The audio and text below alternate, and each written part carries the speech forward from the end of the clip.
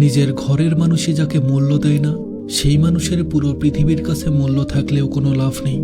পৃথিবীতে সবচেয়ে শান্তির জায়গা হচ্ছে নিজের আপন ঘর। আর এই ঘরেই যদি শান্তি না থাকে, তবে সেই মানুষটার মতো হতভাগা আর কজন আছে? ঘরের মানুষের কাছে আঘাত পেয়ে মলমের জন্য যদি তামাম বিশ্ব ঘুরে বেড়াও, তবে আঘাত কেবল বাড়বে বই কি, কমবে না। কেননা তোমার কাছের মানুষগুলোই যখন তোমাকে আঘাত দিচ্ছে, সেখানে দূরের মানুষ তোমাকে শান্তি দিবে এমনটা আশা করা অনেহাত বোকামি।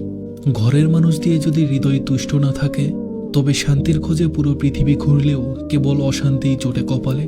যাদের সাথে দিনরাত একসাথে কাটাচ্ছ, তারাই তোমাকে বুঝলো না, সেখানে দূরের মানুষ সামান্য কয়েকটা দিনেই কি করে বুঝবে তোমাকে? তোমার মানসিক অবসাদ, তোমার পরিস্থিতি, তোমার জীবন যুদ্ধ সব তোমার একার। জীবনের বেশিরভাগ কঠিন লড়াইগুলো তোমাকে একাই মোকাবেলা করতে হবে। কেউ তোমার জীবন যুদ্ধে অংশগ্রহণ করবে না, বরং তোমাকে একাই যুদ্ধ চালিয়ে যেতে হবে। মনে রেখো, প্রত্যেকের জীবন আলাদা, লড়াই আলাদা, অনুভূতি কিংবা চাওয়া পাওয়া আলাদা, মন মানসিকতা আলাদা।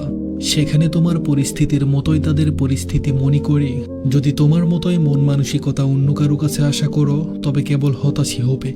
যারা নিজের ঘরের মানুষ দিয়েই সুখ নেই কপালে, পর মানুষ নিয়ে সুখে থাকতে চাইলেও অশান্তি বাড়বে শুধু। তোমার ঘরের মানুষ তোমাকে না বুঝলে, দূরের মানুষ তোমাকে বোঝার বিন্দুমাত্র চেষ্টাটুকুও করবে না। ধন্যবাদ সবাইকে।